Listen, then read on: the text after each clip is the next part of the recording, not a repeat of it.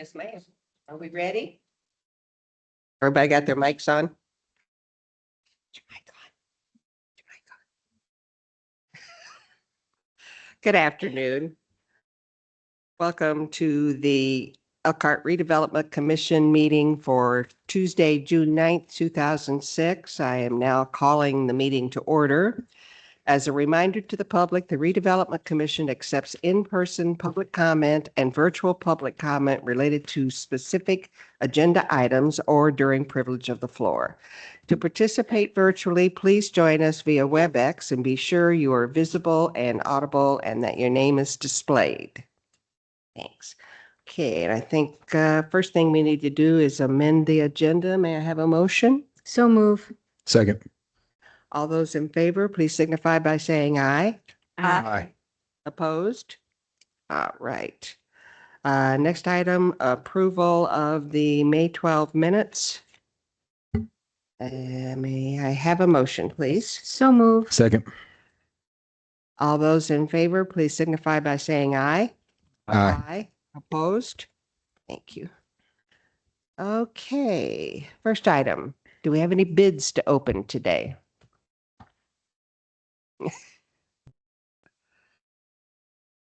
There are no bids to be opened today. Thank you. Okay, next item. Baker Tilly Annual TIF Report Presentation. Good afternoon, Mike Huber, Development Services Director, City of Elkhart. It's that time of year where we have the statutory obligation to assess and determine the TIF revenues and TIF expenditures and determine if there are any excess TIF revenues to be passed along to overlapping taxing districts. As part of that, the last 3 years, as part of that process, we've had Baker Tilly and do this analysis for us and create an annual TIF report. As you know, this TIF report also feeds into the development of our spending plans, which are due by October of every year, November, October. At this time, I'm going to turn it over to Greg Balsano from Baker Tilly, and he's got a presentation I believe was handed out to all of you. We're not going to put it on the screen, just follow along in your packet, but he's going to walk through the findings of that, and then the following subsequent action to this will be the actual act of the determination statement and the no finding of no excess TIFs. Thank you. Thank you, Mike, and thank you, members of the Redevelopment Commission, for having me here today.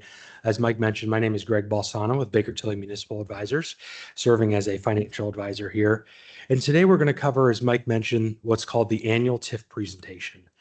This was a statute requirement that was done a few years back, and you may be familiar with me. I've come the last few years to give this presentation where there's a few requirements that need to be hit. One is talking about kind of the budgets for the areas, as it goes hand in hand with what Mike mentioned was the pass-through determination to determine if there is excess assessed value or no excess assessed value, meaning you either don't need all of your TIF revenues, or if there's no excess assessed value, meaning you need those TIF revenues to support your budget and ongoing projects.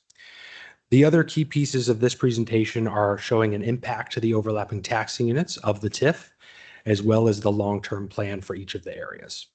So with that, I'm going to kind of walk through another piece of this was we do have to invite the overlapping taxing units. So think of the schools, the county, townships, etc.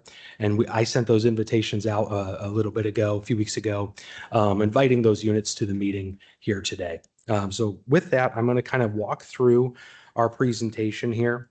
And just as a reminder, as we're walking through, when you hear the terms economic development area, that is the boundary in which you can spend those TIF dollars, right? So the economic development area, you spend the TIF dollars in serving or benefiting that economic development area. When you hear the term allocation area, that is the sub area where the actual TIF monies are generated, right? So that can be the same boundary, which often is, or you can have an area that's made up of multiple pieces of allocation areas, which we do have a few here that we'll walk through. And so with that, I'll kind of go through this presentation. Please stop me if you have any questions. With you as well as an accompanying report format of this that goes into this in much more detail, shows calculations. And so again, I'll stick to the presentation, but please don't hesitate to stop me. So I'll start here on slide 2, looking at the Elkhart Aeroplex Business Park Economic Development Area. You'll see that on page 4 there is a map of that area, what that looks like. There in slide 2, kind of what that looks like, the Aeroplex area. And then we're going to talk a little bit about what is this area, right? So what is this area made up of? When does it start? When does it expire? Those kind of things. So here we're on slide 5, and we're looking at this area being created back in 2002. It was expanded in 2007, and thus those different pieces have different expiration dates, right? The expiration is based upon when a TIF area was created. And so you'll notice throughout this presentation, the different components have different time lengths. So the portion in 2002 is a 30-year life, will expire in 2032. And in 2007, that'll expire around 2036. In 2025, you collected just under $650,000 from this allocation area. And we expect that to increase due to some various, increases in assessed value, new construction, different things like that, to about $751,880. You'll notice that we carry that TIF estimate out through 2031. And why do we do that? Well, that is because we take into account the new deductions, credits, and different things like that that were enforced by Senate Enrolled Act 1 in 2025, as well as the further amendments that were done in this last session. So we try to look at what was in the ground as of January 1, 25, taxes payable 26, and estimate those values out, taking into account those new items. So unless otherwise noted, we didn't assume increases going beyond 2026. Again, unless otherwise noted, beyond things like abatement roll-offs and things that we know of, as of the time. So you'll see that that estimate goes down slightly, whereas in 2030 and 31, we're at around $717,000. And again, that's the impacts of the changes in law that happened with different things like property tax replacement credits and the different homestead and 2% parcel credits that happened. So slide 6, moving to slide 6, is a budget for this area. So again, this is just illustrative. This isn't holding to anything. As Mike mentioned, later in the year, you'll do a spending plan for 2027. And that is kind of more closer to either a budget or just kind of the wish list items that you're kind of working through, because the pass-through determination is made for the next year, right? So what we've been talking about is the determination that you're making about excess assessed value. It's made for the next calendar year. So we're making the decision here for 2027. So what does our budget could look like in 27, showing about 100,000 in capital, or excuse me, 2.5 million in capital outlays, 100,000 in other services and charges, totaling about 2.6 million.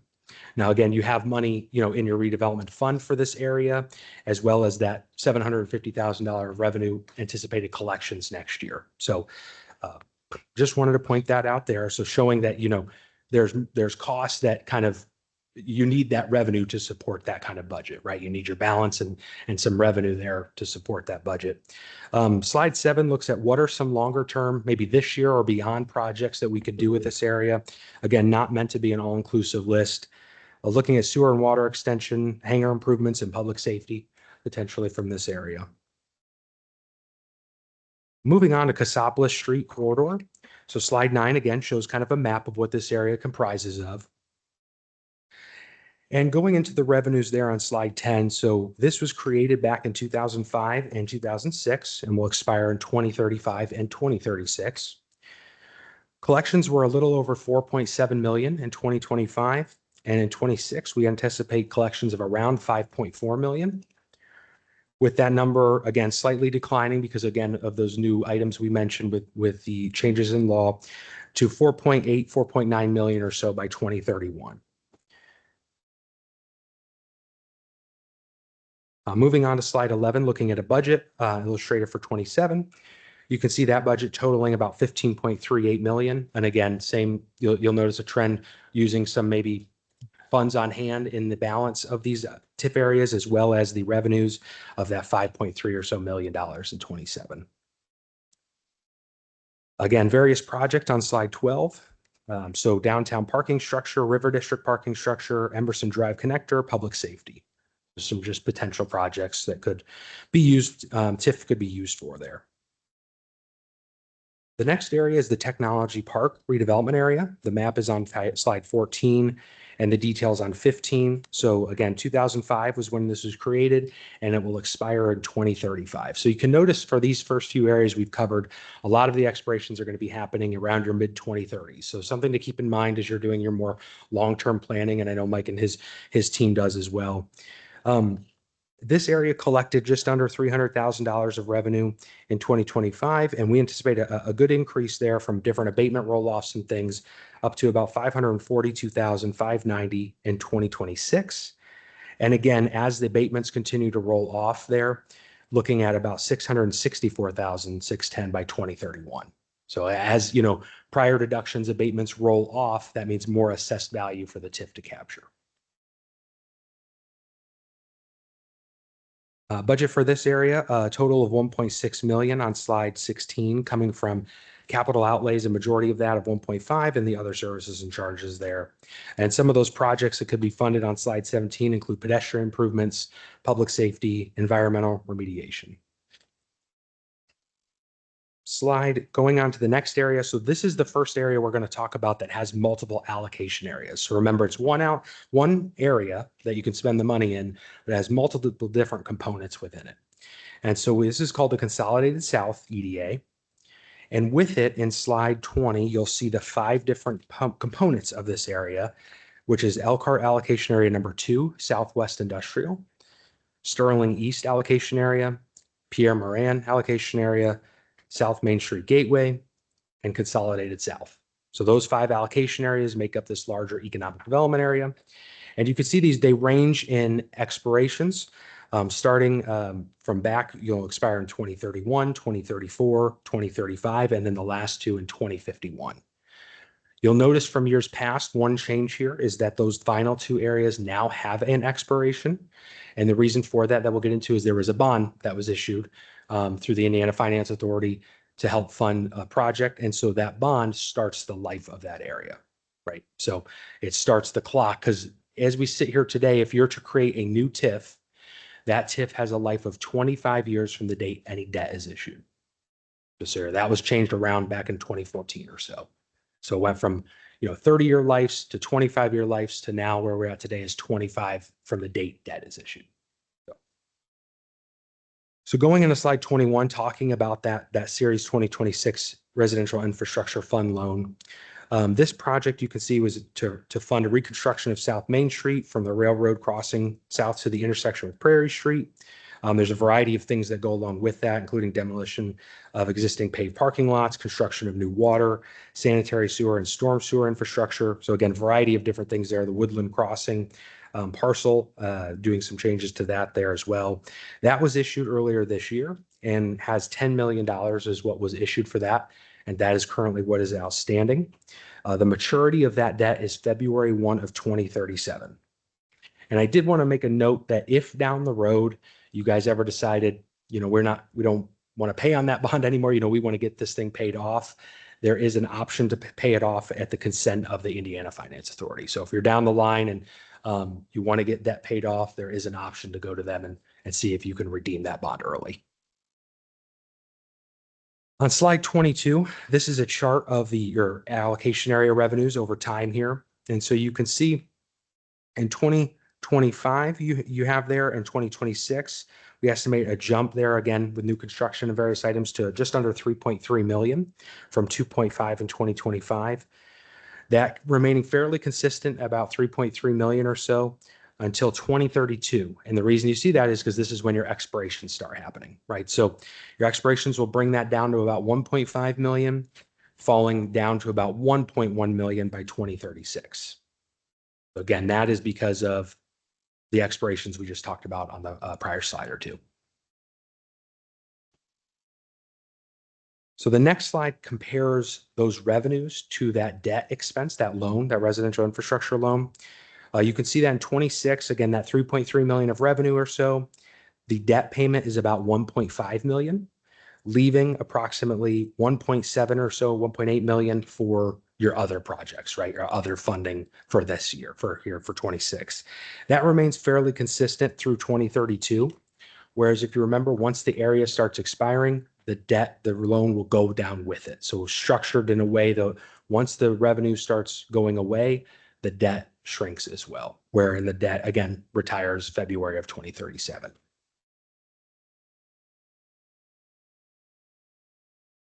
Illustrated budget there. So you have, the debt service of around that 1.5 million, capital outlays of maybe 2.6 and 100,000 for other services and charges of 4.2 or so million dollars in 2027.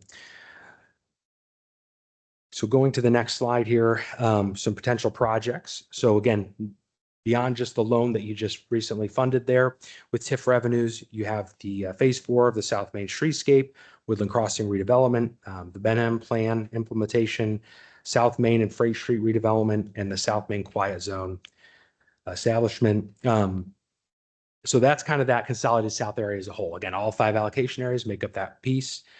We're going to move into the downtown area. I'll stop here for a second, being about halfway through. Does anyone have any questions that you guys have up front? So we keep going. The rest of it's very similar format, but I just wanted to stop for a moment.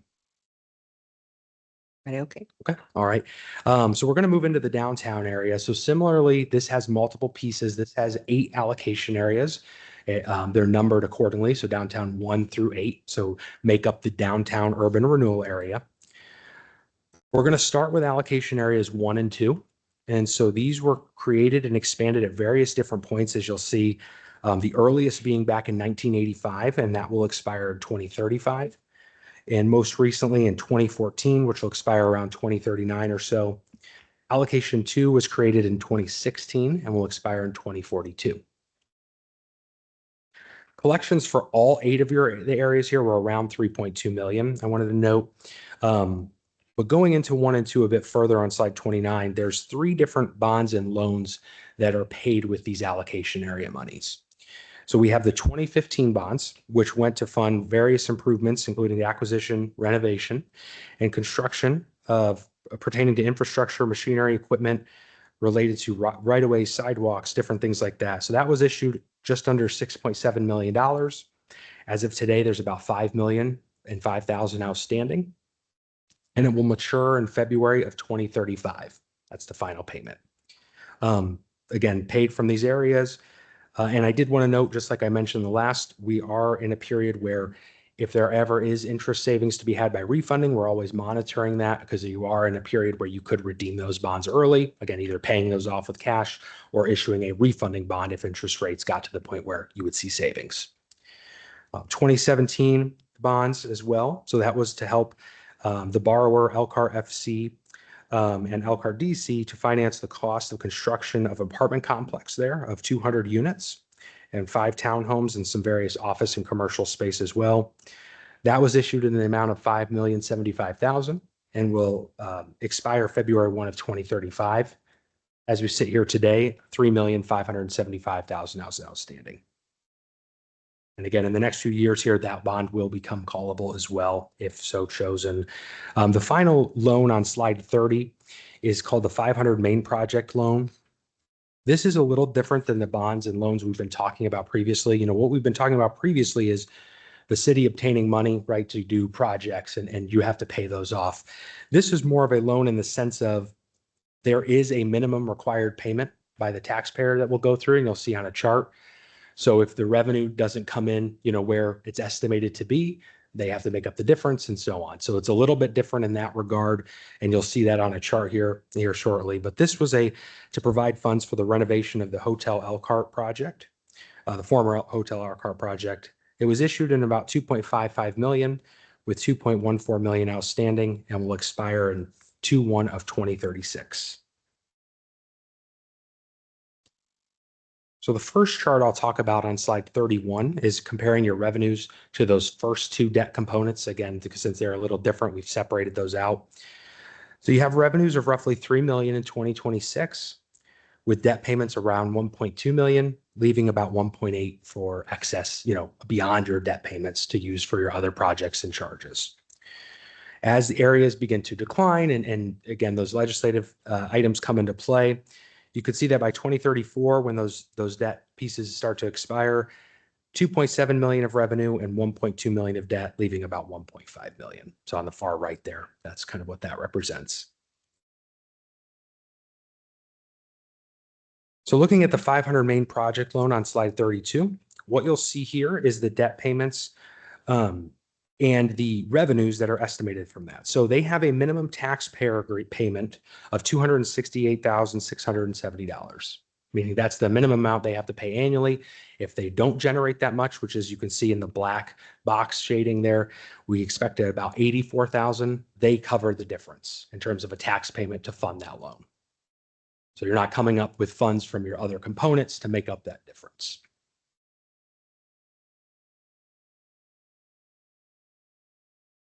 Slide 33, going into allocation area number 3 now. This was created back in 2018 and will expire January 1, 2044. There is a similar loan to the one we just spoke about with the 500 main project called the Great Lakes Project Taxable Economic Development Loan. It was to help fund construction and equipping of a new 42,000 square foot grocery center and apartment complex with various rental units, residential units, and townhomes. $4,575,000 was outstanding. Issued. $3.8 million is outstanding and will expire August 1 of 2043. Slide 35 shows the chart for this as well. The minimum annual tax payment here and debt payment is around $282,000. So just like we talked about with 500 Main, the same thing applies. Whereas here, though, their revenues do expect to exceed that. So there wouldn't be that makeup there because they're already paying more than their minimum required. The estimated revenues are about $420K and the debt is around $280,000. And again, you could see those various decreases here over the coming years, as you kind of talked about with the other areas. So now I'll kind of go into the next grouping of allocation areas, which is numbers 4, 5, and 6. And this is otherwise known the River District kind of project and such. And so these were created, the first being created in October 10th of 2023. That's areas number 4 and 5, and will expire 25 years from debt issuance. The same goes for allocation area number 6 as well. I do want to, allocation 6 has a 20-year life, I should clarify. And the reason for that is at the time that was created, that is what's called a residential or housing allocation area. And at the time that was created, the state permitted a 20-year life for those type of allocation areas, meaning you can capture homestead residential property, whereas with a traditional TIF or commercial TIF, if you want to call it that, those cannot capture homestead residential properties. Okay, so that's one key component and why those expiration dates differ. You can see estimated revenues, again, based on projected build out. We've estimated revenues on slide 37. In 2025, collections for number 4 were around $59,810. And we expect that to increase as the development occurs. You can see that by the end, we're expecting around $597,000 by 2031. And number 5, not collecting anything in 25, but then again, as it comes online, projecting about $121,200 in 2031. Now, I want to note that with these components, which has gone through on slide 38, is there's an expectation that bonds are going to be issued that was approved a couple years ago related to these that are called, we call them developer purchased TIF obligations.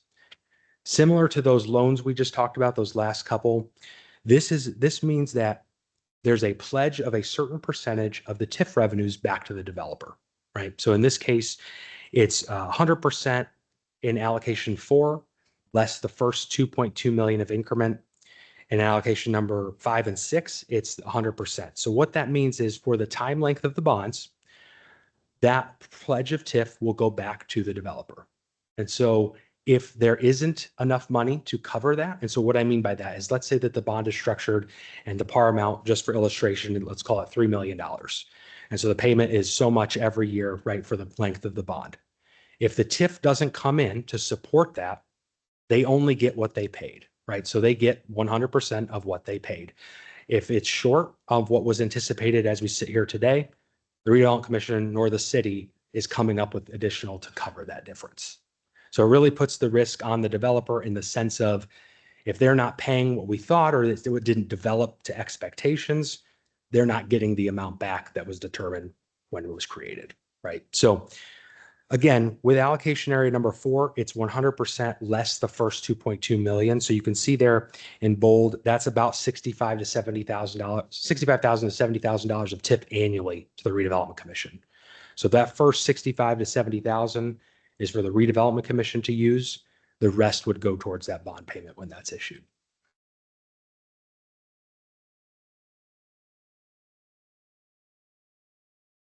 The maximum par amount of the 3 combined is not to exceed $12 million. I did want to note that as well. So then the last pieces of this area, and they haven't started producing yet, is areas number 7 and 8. Those were created early last year. So we're in what's called the base year, meaning that this is the first year of the TIF where there's no TIF because we're setting the base assessed value, the floor, equal to the what's currently out there, right? So there is no TIF this year. Because 1, it's not been fully developed, but 2, we're in that base year of the TIF where it's the starting point. So all in all, for this entire downtown area, all 8 allocation areas, we've got a budget there in slide 40, again, totaling about $2.9 million.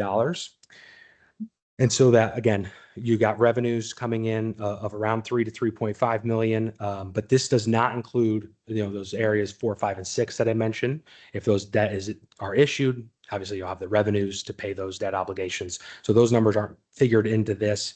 But you can see there kind of an illustrative budget for your various debt payments we talked about, other service and charges, and capital outlays. May I ask a question, or would you like that at the end? No, feel free, please. On page 37, you have allocation illustrations for areas 4 and 5. And Yeah. then next pages, we have 7 and 8. There is not an illustration for 6. Is that because that's residential? So that is for a few reasons. One, it's a little further out. So the known, what it's estimated to generate is not quite known. We can't put a good figure on that today. So that's really the main reason I would say. It's not because it's necessarily residential, just more as we sit here today, that's a little further out. So we haven't made a final estimate, if that makes sense. Okay, So, thank you. yeah, absolutely. Thank you. So some projects on slide 41 that could be paid from this area that we talked about, those capital outlays. You've got the South Main Quiet Zone establishment, the downtown Riverwalk improvements, public safety, and the 1,000 block South Main and Freight Street redevelopment.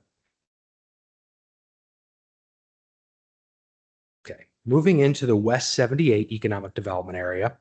You'll notice there's not a map yet, so we're working with GIS to get a map for you guys included in this presentation going forward. It is a newer area, so we're working through that, but I'll just say it's near State Road 19 and US Highway 20 is where this area is located. It was created back in 22 and will expire 25 years from the date debt is issued. Again, not much going on yet in this area, collecting about $50 or so here in 26. The Parkway area, created back in 2023, will expire in 2050, and that is because debt has been issued that will go through. This is located near County Road 17 and US Highway 20. In 2028, we estimate that this development will bring about $514,000 in TIF. And in 2031, that's slightly decreasing there to $485,000 because of the various items that were passed with deductions for these types of properties. And so similar to what we just talked about with the River District downtown areas 4, 5, and 6, there's a bond, and this one actually has been issued that is what we call, again, that developer purchased TIF obligation. So 100% of the TIF, all of that TIF is pledged back to the payment of these bonds up to an amount of 6.5 million. So it'll, every year that money will go to pay down the debt. And once that 6.5 million is no longer outstanding, then that money comes to the Redevelopment Commission to use for the various projects. Okay, so again, though, if we don't get to 6.5 million, so if we're sitting here in February 1 of 2043 and the TIF didn't generate enough to pay all of that back, there is no recourse in terms of you're not paying anything out of other areas or different things to make that up. It's just a matter of that was the risk that was taken on by the developer, and they won't get that full payment back because they didn't pay enough in TIF to support that. And that was to fund a multifamily housing project, just to know. The last area I'll cover before I get into the final slide of impacts is the Boulder Run residential area. This has 2 allocation areas. So similar to the question, we've estimated the revenues for an area number 1, as we've actually issued a bond issuance for that. It'll expire, the area will expire in 2045, whereas you'll see number 2 will expire 20 years from the date debt is issued. The revenues are estimated to be ranging from about 41,570 in 2028 up to about 84,340 in 2031. And this area, similar to the bond we just did, is pledged though of 80%. So it's not 100%, it's 80% of the TIF revenues. Okay, so 20% will be left remaining. That's roughly 17,000 or so for the RDC to use for various projects. So it's the same idea as what we just talked about for Parkway. There's 1,281,000 outstanding. As we go through here, the life of the TIF, February 1, 2045, they'll pay off 80% will pay off essentially what it can each year to support that. And again, if there's any remaining, then you're not coming out of funds on hand. A similar bond is expected to be issued for Area 2 when the time is right for that, when the development's known and kind of more coming closer here to happening. The maximum for that is 2,219,000 is the maximum that can be issued. So coming to my final 2 slides here, slides 51, we'll start with. This is a graph that just kind of illustrates when we're talking about what is the impact to units and how you collect TIF and all these different items. This is a chart that I like to show of how it actually works right behind the scenes. So when the area is created, I mentioned you have what's called the base year. That is the net assessed value of all of the properties within that allocation area. So think if you're creating an allocation area, let's say that $100,000 is the value of all of those properties. That is what's called your base. That stays with the overlapping tax units for the life of the area. As the value grows, that green box, or what we call incremental assessed value, that difference multiplied by your tax rate is what generates your TIF monies. So let's say that in my illustrative example, it grows to $500,000. 500,000 minus 100,000 is the 400,000. That multiplied by the tax rate is what you generate in these TIF dollars we've been talking about. Right, so that's kind of a high level example. Then when the area ends, that 400,000 that you're capturing then flows through to the overlapping taxing units. So that's helpful before we go through here, an example of some of the impacts. So this is an example of one of the taxing districts. It's the Elkhart City Concord Township Taxing District. And we're going to walk through here. The top half of this schedule is pay 2026 as it is today. Okay, so this year, what are the units that make up this taxing district? So we have the county, the Concord Township, the city, Elkhart Community Schools, and the Elkhart Public Library. Those are the units that make up this total taxing district. So if you live inside this taxing district, you pay a tax rate of 3.2214, and that's made up of all of those different taxing units. Let's just take a look at the city as an example. I've highlighted that in gray. So within the state of Indiana, there are typically 2 types of funds.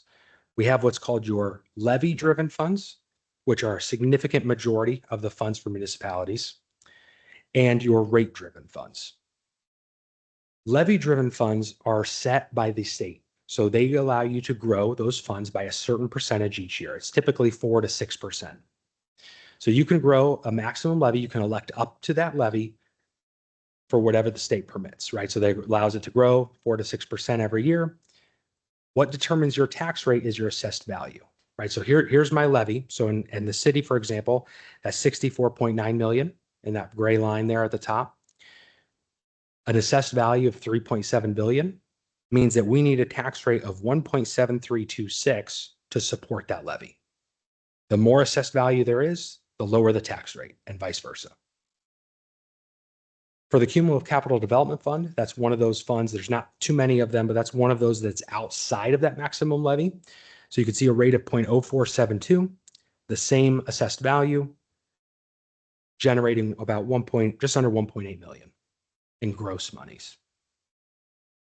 As an illustration, so if you have $10 million of TIF incremental assessed value, that generates in that box there about $300,000. Okay.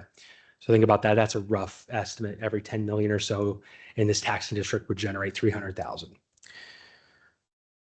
So looking at the bottom half says, okay, what happens if we didn't have a TIF, right? If it was the $10 million in this illustration didn't exist, what would occur?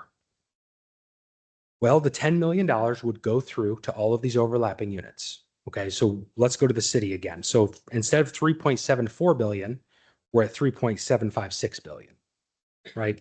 The same levy of the 64.9, but a tax rate of 1.728 is needed instead, right? A little bit less tax rate because there's more AV to tax.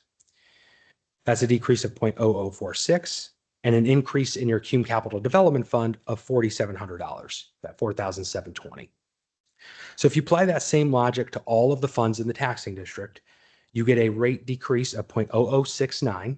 So going from 3.2214 to 3.2145, an increase in gross funds of 11,350.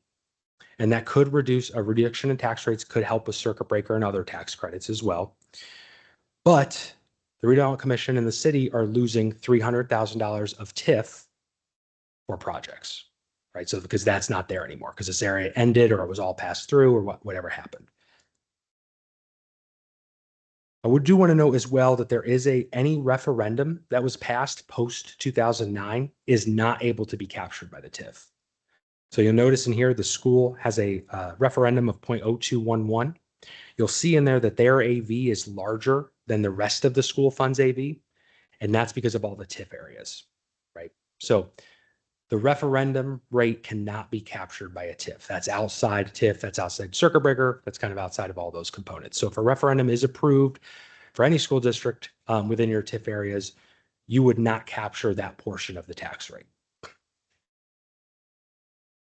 So again, that's kind of the impact, the overall presentation here. Thank you for bearing with me as I walk through all of that, making sure we hit those requirements. So I'm happy to answer any questions. I know you have your pass-through determination with the excess assessed value determination. As you can see, we kind of have the budgets, the revenues showing that you have ample expenses to use those revenues for. So, with that, I'm happy to answer any questions. Once again, like you did last year, you put it together in a way that it's a lot easier for us to see the whole picture. Sure. I appreciate it. And really appreciate your presentation. Yeah, absolutely. Thank you for the opportunity. And I'm sure we all, I know I did last year, went to your report a Sure. lot Yeah, just to get a firmer grip on it. No, I understand. Thank you. Any questions? So you need a motion to adopt the resolutions presented, which finds that all the potential captured assessment with respect to budget 2027 will be captured assessment as defined in 50 IAC 8110, finding that there's no excess assessed value to be allocated to other taxing units, and that the notifications should be made to the auditor and all other taxing entities pursuant to the statute. May I have a motion, please? So moved. Thank you. Sandy, real quick, before you take action on the motion, I know there are a few representatives from some of our overlapping taxing districts in the room. So before we take action on item C, since we just heard a very thorough presentation of item B, I don't know if you want to give anyone from the audience an opportunity to maybe react or ask any additional questions. Thank you. Yeah. First, I'm going to ask no questions from the commissioners, right? No. Okay. No. Now we'll turn it to the public. Do we have anyone who would like to comment or have a question? Thank you, Mike. Okay, all those in favor, please signify by saying aye. Aye. Opposed? Thank you. And thank you, Mr. Balsano. Okay. Now we have 2027 budget year determination for TIF I revenues. think that's what you just did. That's what we just did. We're on to Oh. Baker Tilly engagement letter. Okay. I'm sorry. I'm a little turned around. Okay. Now we need a motion. Gary? You would need a motion to approve the employment of Baker Tilly to provide the services described in the agreement, approving the agreement as attached to the resolution, and approving the fee arrangements that are specified in the agreement and authorizing resolution or authorizing execution of the resolution. So moved. Second. Thank you. Any questions or comments from the commissioners? Questions or comments from members of the public? All those in favor, please signify by saying aye. Aye. Aye. Opposed? Thank you. Okay. RFP for courthouse redevelopment. Yay. It's here. I think you all should have had a copy in your packet of the RFP that we're asking the commission to authorize the release and the request for proposals for the redevelopment of the courthouse property.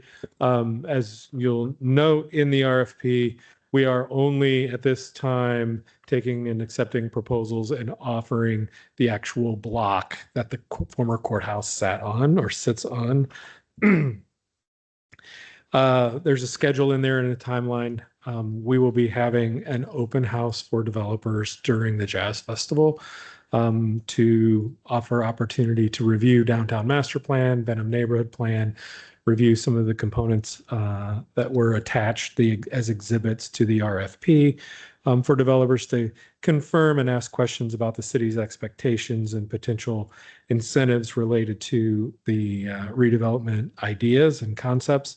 We would expect to bring completed proposals and bids to you for the September meeting, open them at the September meeting, and then take September and October to interview potential developers, and then have final presentations and ask for confirmation of a selected developer, if appropriate, at the November meeting. Happy to answer any questions. Any questions? So you need a motion declaring that the highest and best use for the real estate you find to be residential development, limited retail office uses and parking, public parking, approving the offering sheet and the prices, offering price set forth therein, authorizing the issuance of public notice, designating the time and place for opening, considering any offers and development proposals submitted, and authorizing the officers to take any action necessary to prepare and execute all documents. So move. Second. Questions or comments from the commissioners? Questions or comments from members of the public? All those in favor, please signify by saying aye. Aye. Opposed? All right, next item, labor pump allocation.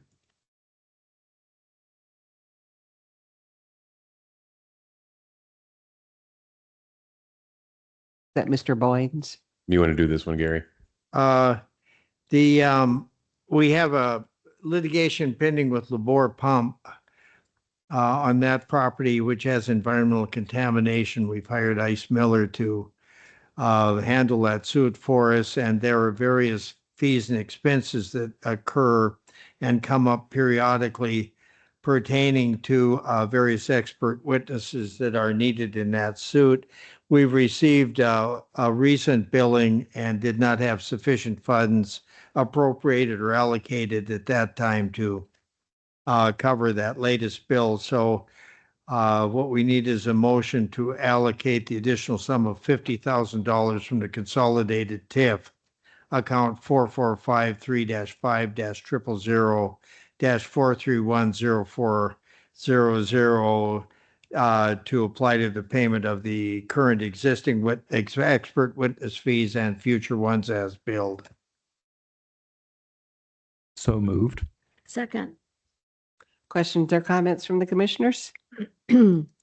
Questions or comments from members of the public? All those in favor, please signify by saying aye. Aye. Opposed? Thank you. Okay. Offer of real estate at 3502 South Main.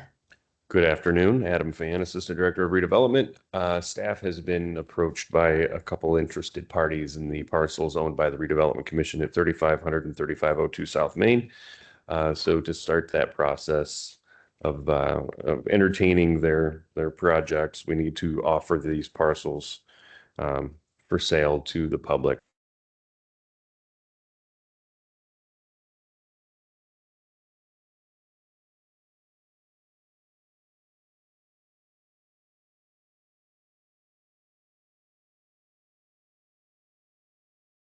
Determining the highest best use is residential use, approving the offering sheet and the price designated for offering of the property, approving publication of the notice of the offering, and authorizing the officers taking in all action they deem necessary to carry out the resolution.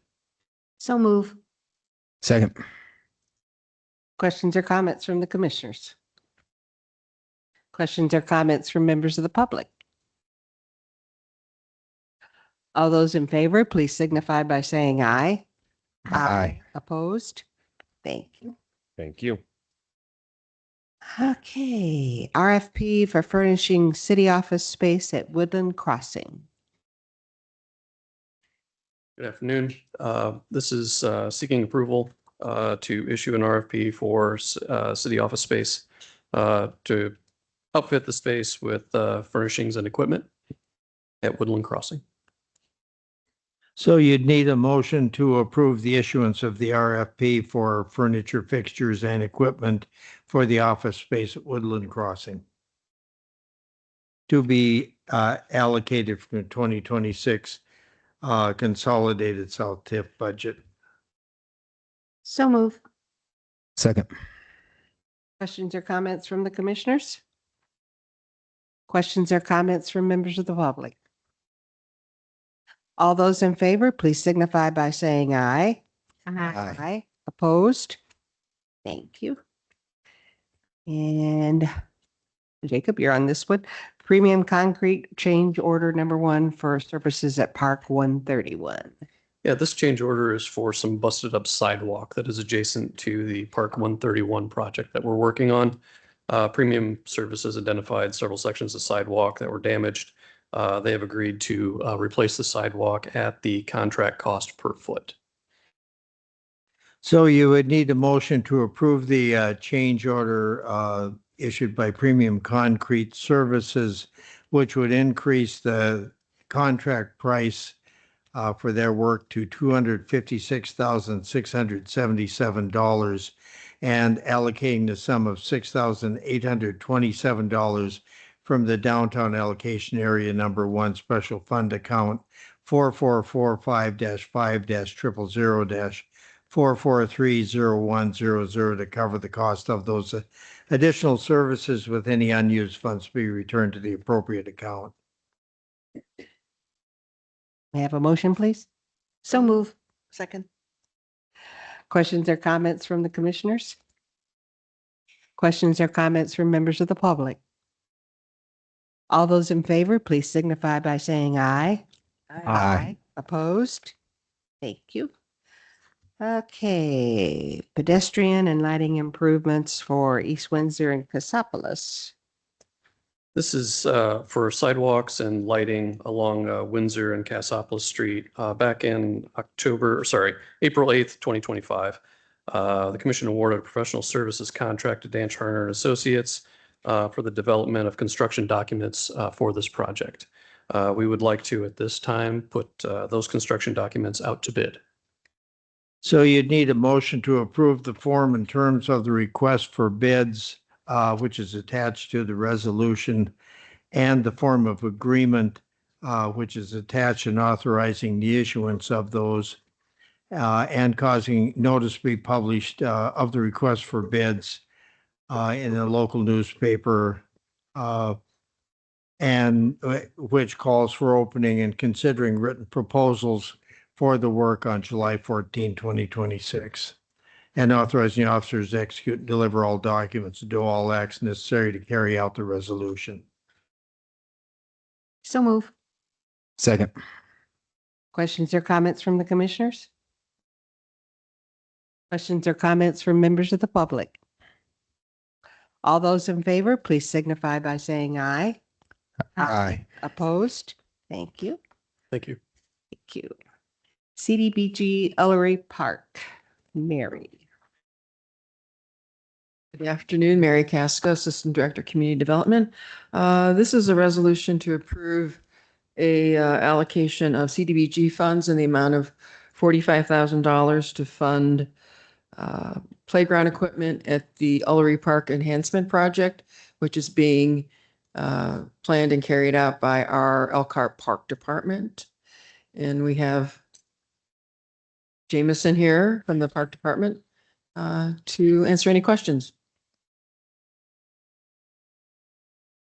Do I need a motion first? Yeah, you would need a motion to adopt a resolution presented approving the project and use of CDBG funds to help pay the cost of the improvements and allocating HUD Community Development Block Grant funds from Plan Year 2025 Grant B21 MC 180015 in the amount of $6,122 and 2026 same grant number in the amount of $38,878, all of which will be assigned to the general ledger account number 2226-5-631-4314340 for public facilities and improvements, and authorizing the officers to do all acts necessary and appropriate to carry out the resolution.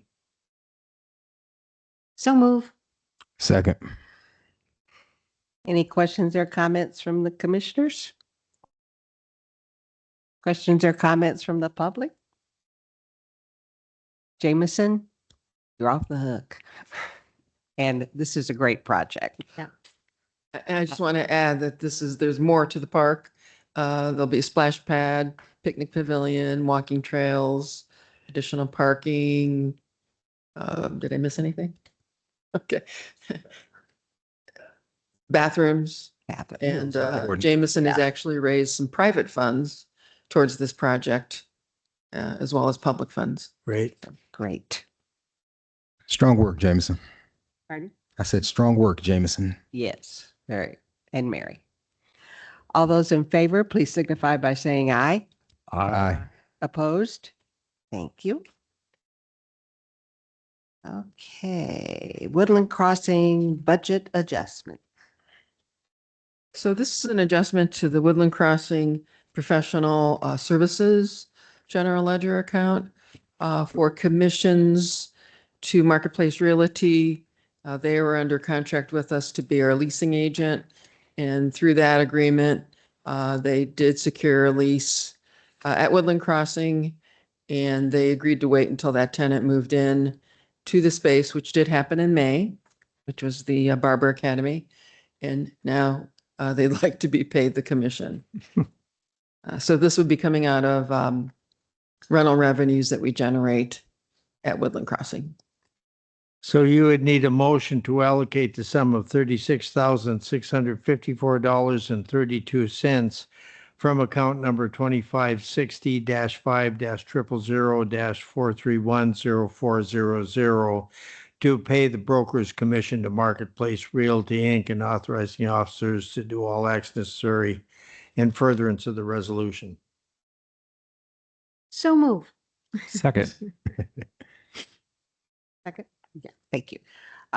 Questions or comments from the commissioners? Questions or comments from members of the public? All those in favor, please signify by saying aye. Aye. Opposed? Hey, Woodland Crossing Food Truck Event. So this is a resolution to approve an access agreement for an event being organized by Ashley Spencer, and I believe Ashley is online with us now. I'm not quite sure how she can she just turn on her mic to speak with us?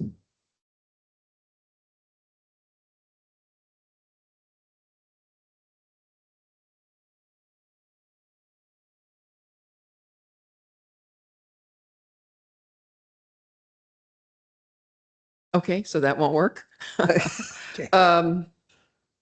So what Ashley's proposing to do is to organize an event at Woodland Crossing to bring in food trucks and possibly other retail vendors on every other Sunday afternoon from about 12 to 5, which is a way to kind of activate the area, attract people, maybe showcase the area for future tenants. And so this is an access agreement allowing her to use a certain space there, which would be along Benham Avenue and adjacent to the Bill's Barbecue area for setup and parking. And she would be responsible for organizing the truck vendors,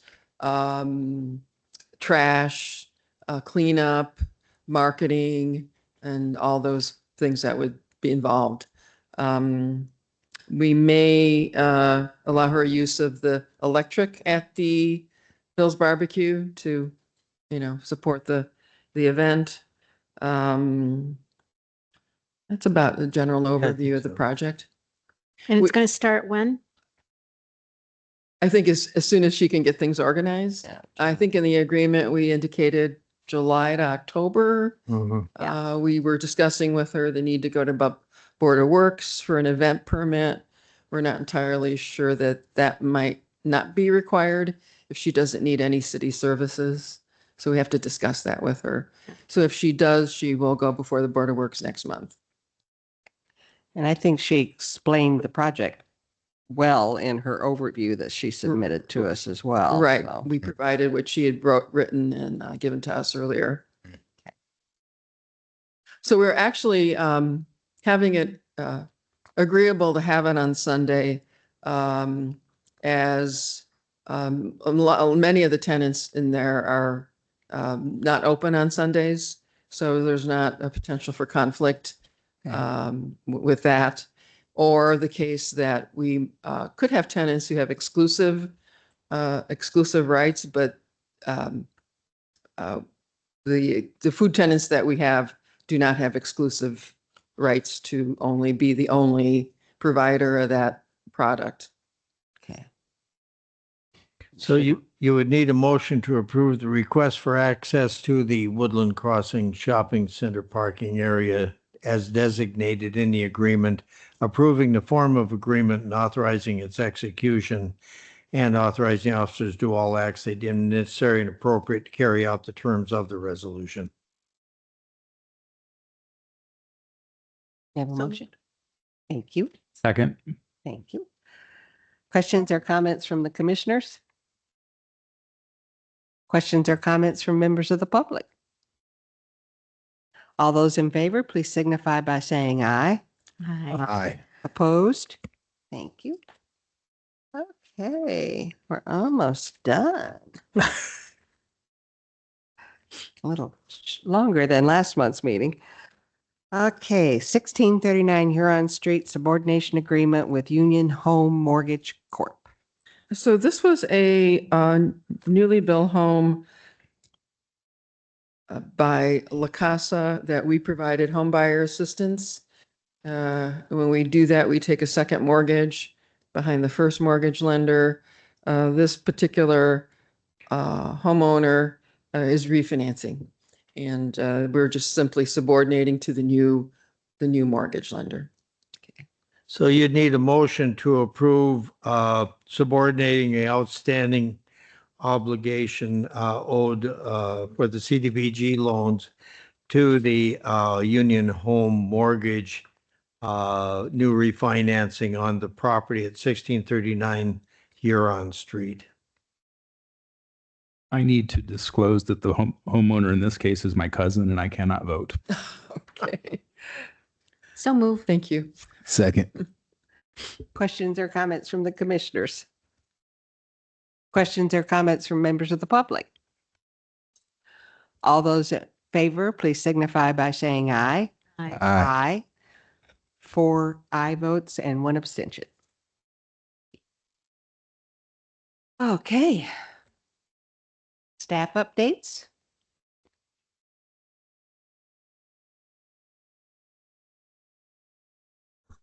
Got a couple for you this month. 1101 Beardsley, EPA is roughly 50% done with their work. And we did release bids last month for the work that we will then pick up after they leave. Those bids did come back. They came back at about $1.5 million, which was under the cost that we thought it was going to be. We do have roughly $2 million in the SRF loan. So that should cover that, and then some oversight. There will be some extra costs involved where the commission would have to appropriate some dollars for that. So Mike and I are kind of working through where that will come from. South Main construction, excuse me.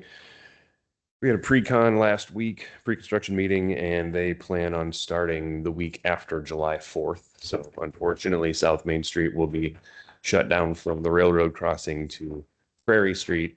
They do have a timeline to be done by, I believe it is December of this year. So Okay. they'll have to be reopened by December. So it'll be shut down before the Jazz Festival. Correct. Yeah, well, Or no, I'm sorry, after. So After. July 4th. Okay. Yeah. good. 131, we should be seeing concrete poured for that park project starting next week. So the concrete will be in at least for Jazz Festival. The lighting, maybe not, but we're trying to work through that. But that site should be usable for the Jazz Festival. Then as far as Woodland Crossing goes, Jacob had the RFP for the furniture, and I think he's going to be doing a walkthrough next week on our space to start to do punch list items and things like that. So that space should be wrapping up fairly quickly. All right. So you're anticipating a move. That'll depend on the RFP for the furniture. Okay. Yes. Gotcha. Okay. All right. Other business, Warwick and Boyne invoice. And I'm looking at 16,631.10. Yes. Gary? Okay. May I have a motion approving same, please? So moved. Second. All those in favor, please signify by saying aye. Aye. Opposed? Thank you. And let's see, I think we do have a TIF report this month. And last thing is in public comment on anything that was on the agenda today or not on the agenda. There being no comment, I'll ask for a motion to adjourn, please. So move. Second. All those in favor, please signify by saying aye. Aye. Opposed? Meeting adjourned. Thank you all.